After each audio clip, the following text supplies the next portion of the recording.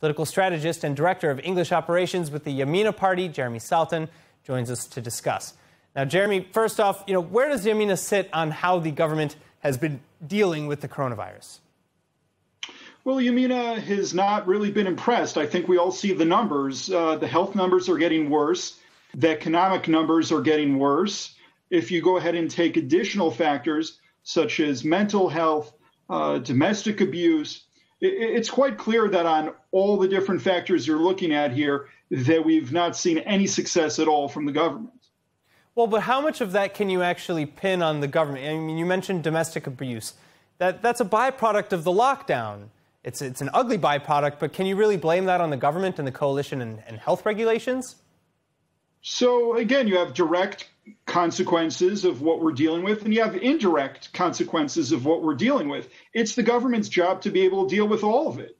If you're going to go ahead and decide to separate things and say, I'm okay if there are less people dying from corona, but there are more people dying from other things, then you're not exactly going ahead and resolving the problem that Israel's dealing with now. Instead of looking at one number or one factor, you have to be looking at Israel as a whole. You have to have a macro strategy that can actually deal with all of the issues. Now, of course, the public has responsibilities in every democracy, in every society. There are certain things that the individual needs to do, but it's the government's job to go ahead and put the right policy out there for people to follow. The right policy is not what we're seeing right now.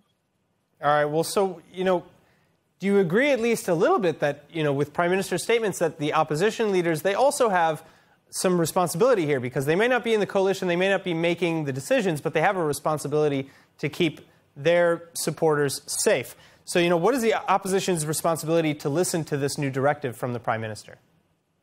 Well, I don't think it has anything to do with coalition or opposition. I think it's quite clear that when you're talking about following the law, that's a no-brainer.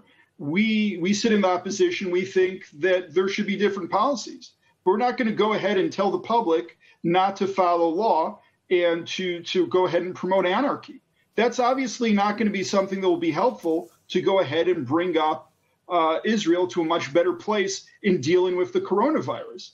Now, of course, Avigdor Lieberman decided to go ahead and steal a bunch of headlines by telling people not to listen to the government, not to listen to the police.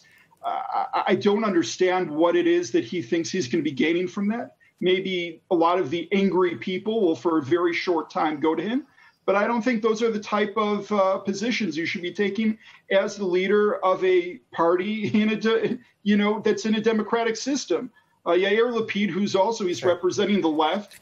I'm also very confused to see the stuff that he's saying. But of course, he's dealing with his own internal issues. His number two in his party has challenged him to a leadership race. Lapid is, of course, running away from that race. So he's dealing with his own internal issues. All right, well, so it seems like there's never any shortage of politics and political motivations. Jeremy Saltan, thank you so much for joining us.